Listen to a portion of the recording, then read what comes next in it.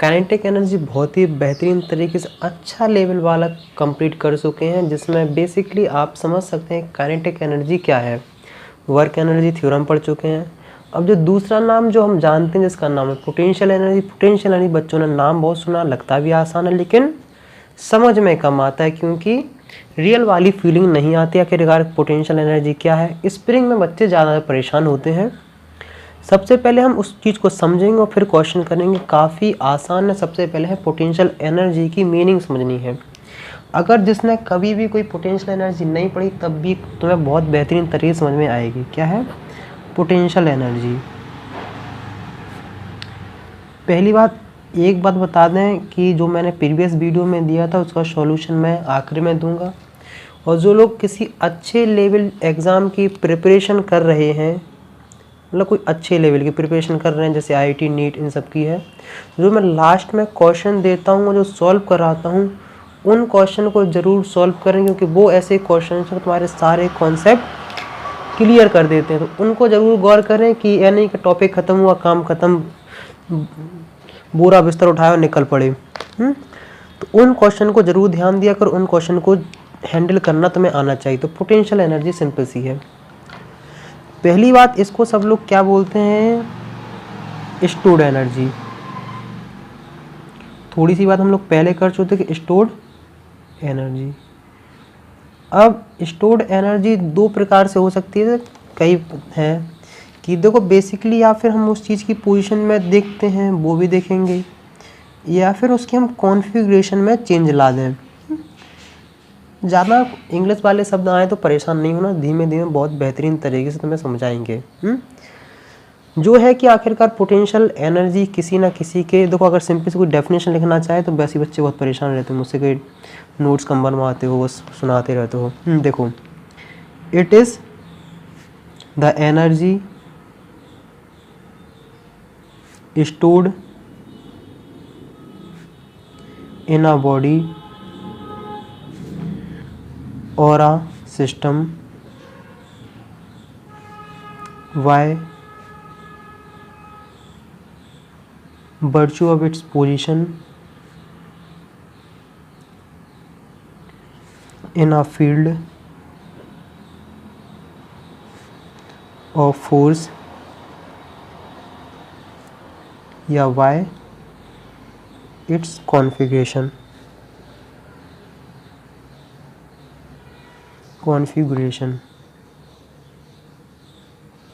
देखो potential energy देखने को कॉन्फ़िगरेशन वाला भी हम पढ़ेंगे और एक फील्ड वाला भी, कि बेसिकली जो दो हैं कि आखिरकार पोजीशन चेंज करो किसी फोर्स की फील्ड में। ये नया शब्द में सुनने को मिल रहा होगा, इन अ फील्ड ऑफ फोर्स। ये इसको ज़्यादा घबराने वाली बात नहीं, अभी जो ग्रेविटेशन में पढ़ाएंगे सब कुछ क्लियर होता जाएगा। या फिर इतना समझ लो, किसी के इफेक्ट, किसी के फोर्स के इफेक्ट में जब हम कोई पोजीशन चेंज करते हैं तब पोटेंशियल एनर्जी को देखने को मिलता है, और जब हम किसी कॉन्फ़िगरेशन चेंज करते हैं तब देखने को मिलता है। एक चीज़ तुम्हें बता दें कि जो पोटेंशियल एनर्जी है वो हम लोग हमेशा किसी न किसी की रेफरेंस में देखने को मिलता है। जैसे बेसिकली अगर तुम्हें सिंपल सा बता दें, ये मान लो तुम्हारा ये छत है। क्या है? छत है। ये ऑब्जेक्ट यहाँ रखा है। इसकी हाइट हम इसकी मान लो 2 kg इसका मास है। यहाँ से लेके यहाँ तक इसकी 10 मीटर इसकी हाइट है, और तुम यहाँ खड़े हो। सिंपल से परेशान नहीं होना है। तो आखिरकार ये ए पॉइंट है, ये बी पॉइंट है।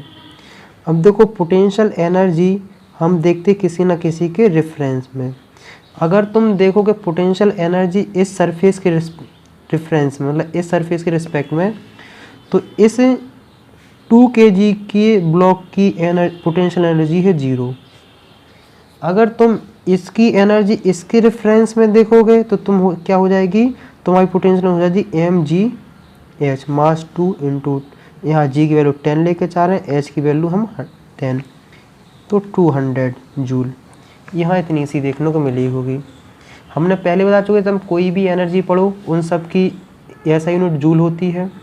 डायमेंशनल फॉर्मूला ml² t-2 होता है। इसमें ज़्यादा परेशान होने वाली बात नहीं है। आखिरकार यहाँ तो फील आना चाहिए कि आखिरकार कैसे क्या है। बहुत सारे एग्जाम्पल हैं, जैसे मान लो अगर हम कोई करते हैं कि यहाँ जो हमने पढ़ा था पोजीशन चेंज करने के जैसे आती है। जैसे देखो तुम कोई ऑब्जेक्ट, जैसे हमने लिया ये पेन लिया है, ये पेन लिया और यहाँ से उठा यहाँ को ऊपर हाइट पे ले आए हैं। हाइट पे ले आए तो किस वजह से लाए कि हमने जो ग्रेविटी के अगेंस्ट में हमने क्या किया, वर्क किया, उसकी वजह से इस पर क्या आ गई, इसकी पोटेंशियल एनर्जी आ गई है। पोटेंशियल एनर्जी आने की वजह से ही अपने आप धड़ाम नीचे को जा रही है। क्योंकि देखो वही ऑब्जेक्ट या सिस्टम वर्क कर सकता है जिसके पास कोई एनर्जी हो, और जिस सिस्टम के पास कोई एनर्जी नहीं होती है वो कोई वर्क नहीं कर पाता है। पोटेंशियल एनर्जी जो किसी सिस्टम या किसी ऑब्जेक्ट के पास आती है वो आती है पोजीशन चेंज करने की वजह से, और उसकी या फिर उसकी कॉन्फ़िगरेशन में चेंज कर दें। ये समझे ग्रेविटेशन फील्ड होती है। कॉन्फ़िगरेशन में ऐसा होता है कि जब तुम बच्चों में एक खिलौने आते थे जिसमें चाबी भरते हैं, उस चाबी भरने से भी पोटेंशियल एनर्जी तुम्हें देखने को मिलती है। जिसमें हमने कॉन्फ़िगरेशन की चेंज कर दी ना, उसी में स्प्रिंग सब उसी से रिलेटेड है। हम लोग ढेर सारे इसके एग्जाम्पल करते रहेंगे, तुम्हें थोड़ा थोड़ा धीमे धीमे समझ में आ गई हो। जो मेन इंपॉर्टेंट है क्या कर दो, काइनेटिक एनर्जी का जो तुम्हें एक ही मिलेगा वो तो 1/2 mv²। लेकिन जो पोटेंशियल एनर्जी उसके तुम्हें ढेर सारे फॉर्मूले को देखने को मिलेंगे। पोटेंशियल एनर्जी है काफ़ी ज़रूरी, मतलब बहुत इंपॉर्टेंट है पोटेंशियल एनर्जी। क्योंकि कभी कभार तुम अगर केमिस्ट्री पढ़ रहे हो तो उसमें भी पोटेंशियल एनर्जी तुम्हें देखने को मिल रहा होगा कि उसकी पोटेंशियल एनर्जी तुमने कभी ऐसा ग्राफ देखा होगा। तो एक ऐसा करके एक ग्राफ सा है ऐसा, वो सब मतलब पोटेंशियल एनर्जी कुछ इससे ज़्यादा रिलेटेड है। मतलब ऐसा तुम्हें ग्राफ देखने को मिलता है, ऊपर यू की, यहाँ एक्स की, सब कुछ बताएंगे, टेंशन नहीं लेना है। पोटेंशियल एनर्जी को जनरली यू से रिप्रेजेंट करते हैं। इसकी देखो पहली जो होती है ग्रेविटेशनल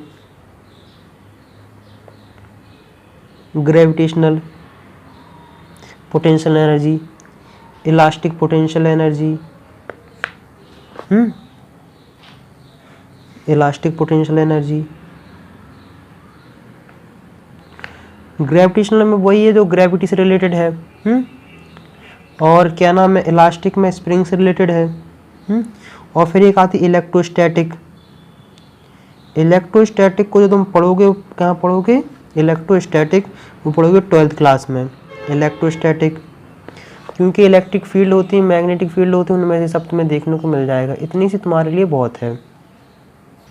जो इलेक्ट्रोस्टैटिक पोटेंशियल देखने को मिलती है वो मिलती है कि जो दो चार्जों के बीच में जो इंटरेक्शन होता है, इसकी मान लो Q1 और Q2, इन दोनों का जो लोचा होता है उसी में पोटेंशियल एनर्जी तुम्हें देखने को मिलती है। इसका सबसे ज़्यादा इंपॉर्टेंस पता कहाँ है, वो केमिस्ट्री में तुम्हें देखने को मिलता होगा। अभी इतना परेशान होने वाली कोई ज़्यादा डिटेल में डीप में जाने की जरूरत नहीं है। अब जो हेडिंग डाल लो क्या, ग्रेविटेशनल पोटेंशियल एनर्जी। इस चीज़ को तुम्हें समझना है क्योंकि इससे रिलेटेड ज़्यादा क्वेश्चन तुम्हें देखने को थोड़ा फील भी होता है, क्योंकि इसके बारे में तुमने काफ़ी ज़्यादा इसके बारे में तुमने पढ़ भी रखा है। Gravitational potential energy. Gravitational potential energy of a body is the energy positive by body by virtue of its position above the surface of the earth. तुम्हें चिंता नहीं करनी, इसकी डेफिनेशन जो है लिखे देते हैं। ये रही सिंपल सी डेफिनेशन। पेन कॉपी लिए होगे तो चुपचाप डेफिनेशन लिख लो, ज़्यादा परेशान होने वाली बात नहीं है। मेन है इसको समझने वाली बात है।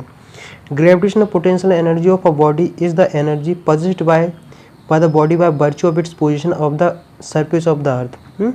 क्या आखिरकार जब हम किसी ऑब्जेक्ट को एक, जैसे मान लो यहाँ से यहाँ तक ले जाते हैं तो इसके पास एनर्जी आ जाती है ना, क्योंकि हम किसके अगेंस्ट में जाते हैं, हम अर्थ के अबव जाते हैं, तो इसके ऊपर एनर्जी आती जाती है। जो ग्रेविटेशनल पोटेंशियल एनर्जी जो यू होता है उसका फॉर्मूला होता है mgh। इसके बारे में तुम लोग काफ़ी डिटेल में पहले से भी जानते हो कि बचपन इसी को पढ़ता रहता है mgh दुनिया भर के काम। लेकिन एक चीज़ तुम्हें देखने को है कि आखिरकार जो हाइट है, वो जो हाइट की वैल्यू है बहुत छोटी होनी चाहिए अर्थ के रेडियस से। तो क्योंकि तो कोई अर्थ है, बेसिकली हम लोग क्या करते हैं, आखिरकार अर्थ है, यहाँ से लेके यहाँ तक आर ही है, अर्थ की रेडियस है। तो हम इसी को अब तो जाते हैं ना, इसी के अब जाते हैं। तो क्योंकि अगर एच की वैल्यू आर से ज़्यादा कम नहीं हुई, मतलब बहुत, अगर आर की वैल्यू अगर एच की वैल्यू अगर ज़्यादा देखने को मिलती है तो जी की वैल्यू भी तुम्हें चेंज होते हुए दिखेगी। वो हम लोग ग्रेविटेशन में आगे जो चैप्टर आने उसमें पढ़ेंगे।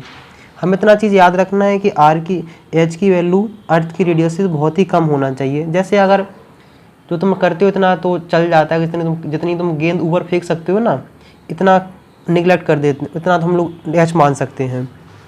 तो हमने क्या माना है कि आखिरकार एफ जो होता है वो वेट के बराबर होता है, क्योंकि ग्रेविटेशनल में जो देखने को मिलता है, जो हम जैसे मान लो कोई ऑब्जेक्ट होता है, ये टेबल पे रखा है, तो उसके ऊपर कौन सा फोर्स लगता है, डाउनवर्ड ग्रेविटेशनल फोर्स, जिसे mg बोलते हैं, F इक्वल टू mg।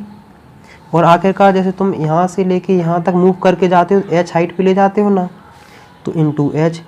देखो ये आखिरकार देखो सुनो, वर्क इक्वल टू क्या हो जाएगा, वर्क हम क्या करते हैं, देखो mg ये बेसिकली फोर्स है और h क्या है, डिस्प्लेसमेंट है। इसका मतलब ये है कि हमें इस बॉडी ऑब्जेक्ट यहाँ से लेके यहाँ तक ले जाने में जितना वर्क करना पड़े, वही तो वर्क है। जो हम वर्क कर रहे हैं वो कितना है, जो हम वर्क करते हैं वो ऑब्जेक्ट में जाके क्या हो जाता है, स्टोर हो जाता है। क्या हो जाता है, वही वर्क जाके ऑब्जेक्ट में स्टोर हो जाता है। तो वही जो वर्क किसी ऑब्जेक्ट में स्टोर हो जाता है उसी को हम पोटेंशियल एनर्जी बोलते हैं, जो mgh के बराबर देखने को मिलती है।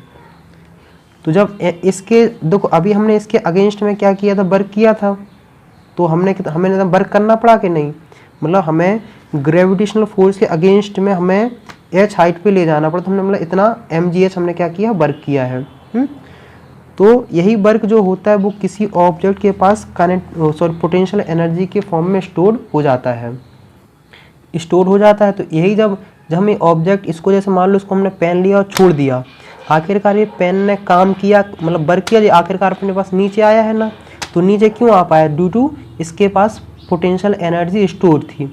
अगर इस ऑब्जेक्ट के पास पोटेंशियल एनर्जी स्टोर नहीं होती तो शायद ये ऑब्जेक्ट इसके पास ना कोई वर्क नहीं कर पाता ना। मतलब कोई भी काम करने को ही हम बेसिकली यहाँ वर्क भी कहते हैं। जैसे मान लो कोई ऑब्जेक्ट मूव कर रहा है तो वही मतलब कोई ना कोई, जैसे अगर मान लो हमने बताया था कि एग्जाम्पल, अगर कोई मान लो पत्थर कांच से टकराता है, कांच फोड़ देता है, एक भी वर्क है, क्योंकि उसके पास काइनेटिक एनर्जी होती है। पिछले वाले वीडियो में हम लोग काफ़ी अच्छे से कर चुके थे। अब जो हम लोग पढ़ने वाले हैं वो पढ़ने वाले हैं स्प्रिंग से रिलेटेड। कैसे पढ़ने वाले, स्प्रिंग से रिलेटेड। अगर तुम थोड़े से भी कोई सिंपल से क्वेश्चन मोशन करना चाहे तो कर सकते हो। जैसे मान लो ये ऑब्जेक्ट है, इसको हम h हाइट पे ले गए हैं, जैसे मान लो हमने 2 मीटर मान लिया है, इसका मान लो 2 kg है, इसका मान लो 3 kg है। तो हम पूछेंगे आखिरकार इस ये पॉइंट पे इस ऑब्जेक्ट की पोटेंशियल एनर्जी कितनी है, तुम कहोगे इक्वल टू mgh। तुम पूछोगे सबसे पहले मास 3, g की वैल्यू 10 ले रहे हैं, h की वैल्यू 2, तो 60 जूल। अगर हम कहेंगे कि इस ऑब्जेक्ट को ए पे नहीं बी पे ले जाओ, तो बी पे तुम देखने को मिलेगा, तुम पूछोगे हाइट, हम बोलेंगे 7 मीटर, मास तो वही है, यहाँ आ गए हैं, तो ये u1 है, ये u2 है, तो हो जाएगा mgh2, m की वैल्यू 3, g की वैल्यू 10 लेके चल रहे हैं, h की वैल्यू 7, तो 21 जूल। आखिरकार इसी क्वेश्चन को ऐसे ही घुमा के पूछ सकते हैं। देखो बड़ा क्वेश्चन तब अच्छे बनते हैं जब हम बहुत सारा कॉन्सेप्ट पढ़ लेते हैं, फिर जाके एक क्वेश्चन बनाते, तब आता है मज़ा।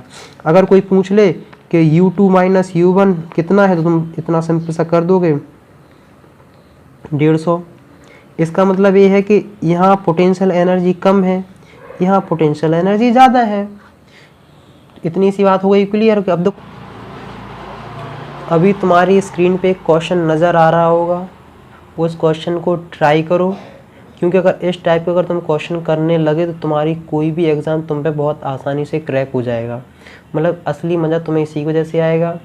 और अगर जिसे पल्ले भी नहीं पड़े, वो समझ में भी नहीं आ रहा, थोड़ा थोड़ा जब भी कोई परेशानी आए तो नेक्स्ट वीडियो इसके बाद जो आएगी उसमें इसका सॉल्यूशन दे दिया जाएगा। नेक्स्ट वीडियो का ऐसा पता करना है कि चैनल पे जाएं, वहाँ एक प्लेलिस्ट होगी, प्लेलिस्ट में जैसे वर्क एनर्जी एंड पावर चल रहा है, उसकी प्लेलिस्ट में जाएं और वहाँ से सारी वीडियो एक लाइन वाइज दी गई, तो उससे अपना एसेस कर सकते हैं। तो तब तक के लिए इतना शेयर करिए, गुरु दक्षिणा के तौर पे आप शेयर तो कर ही सकते हो। आप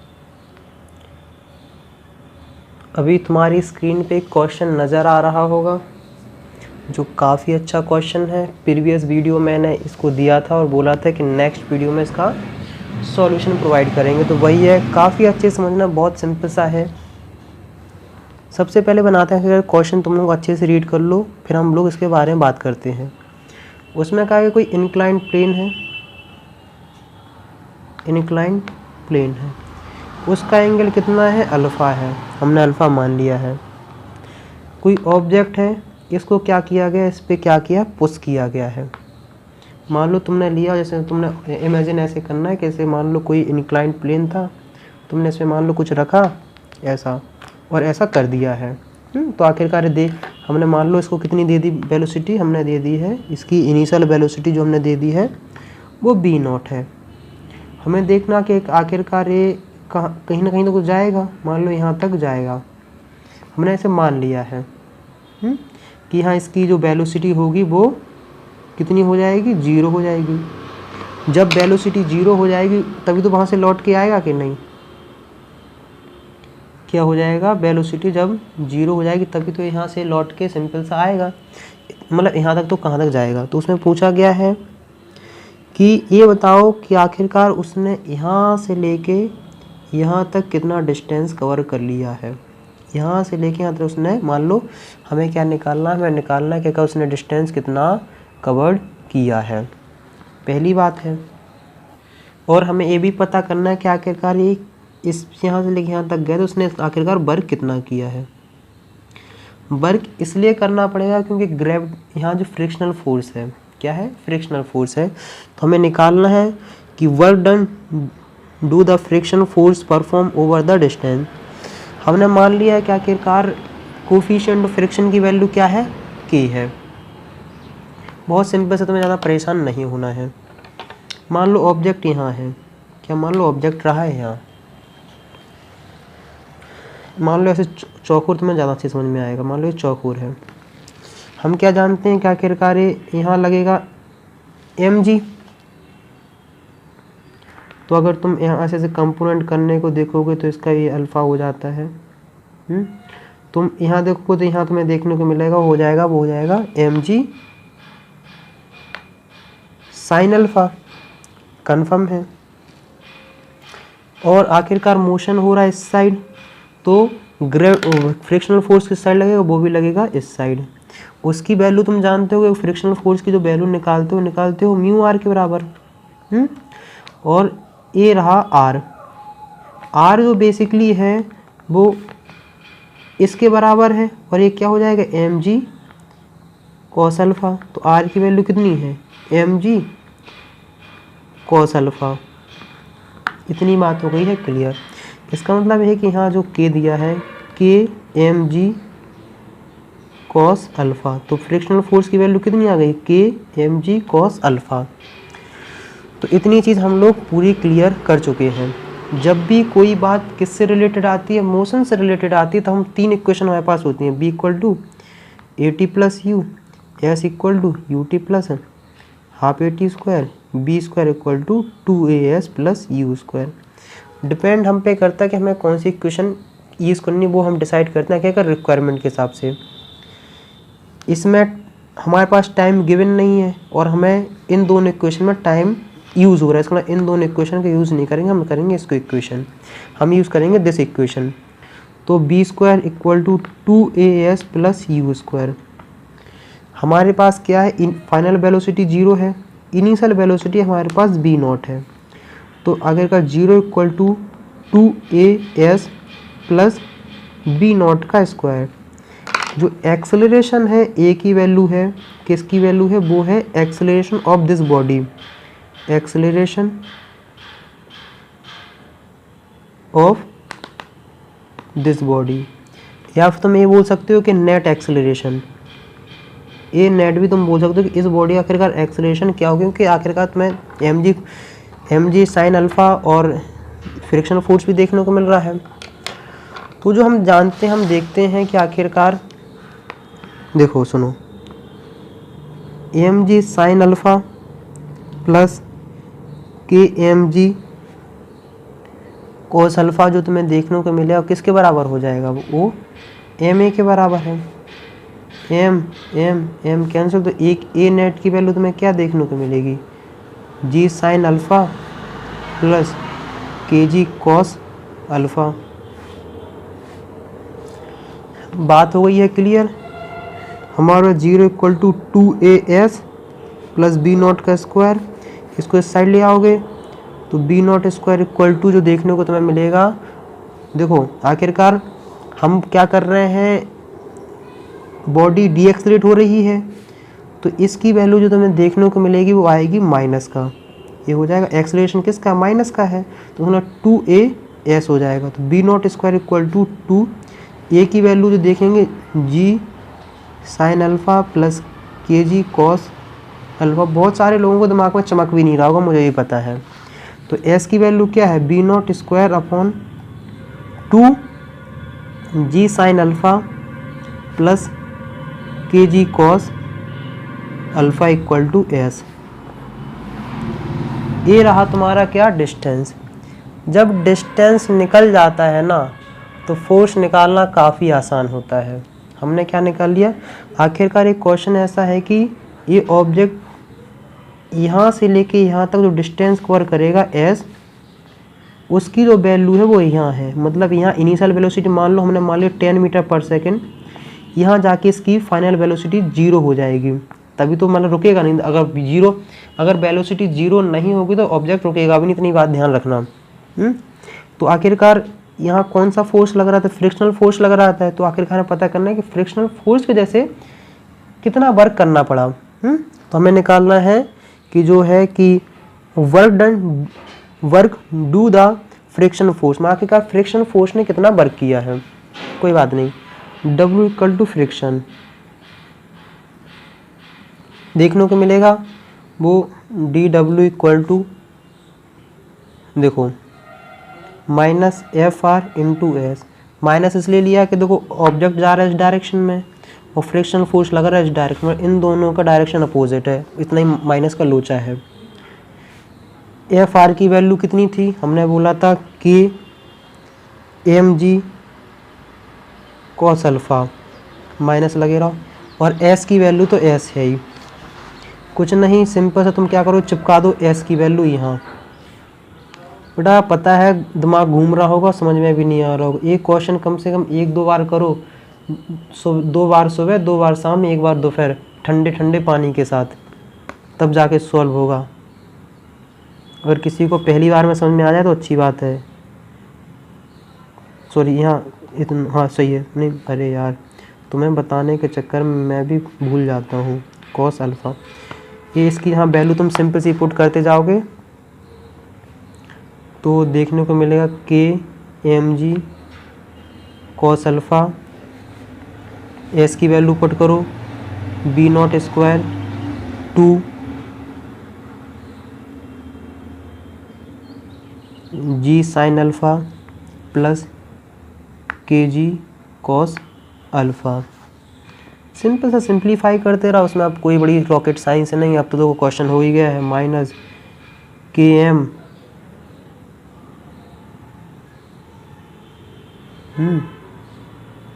minus K M G cos alpha B not का स्क्वायर अपॉन, यहाँ से यहाँ जी ले लो कॉमन, तो 2g sine alpha plus K cos alpha, G से जी कैंसिल आउट। तो आखिरकार तुम्हारे पास वर्क जो फ्रिक्शन ने किया है वो वैल्यू आ रही, W इक्वल टू है, फ्रिक्शन इक्वल टू हो जाएगा माइनस के बी नॉट का square M cos alpha upon 2 sine alpha plus K cos alpha. कई लोग 10 के फॉर्म में भी लाते हैं, 10 के फॉर्म में कुछ नहीं है, तो मैं ऊपर इस इक्वेशन को कॉस अल्फ़ा से डिवाइड कर देना है, तो सिंपल सा करोगे तो आएगा minus K B not square M, इस कॉस अल्फ़ा गायब, 2 sine alpha upon cos alpha हो जाएगा 10 अल्फ़ा प्लस के। ये रहा तुम्हारा फाइनल क्वेश्चन। तो एक बात तुम्हें बता दें कि ये क्वेश्चन था IE ईरोडोप का। कहाँ का था, आईरो डोप का, तभी करने में मज़ा आता था और लंबी भी लेंथ हो जाती है।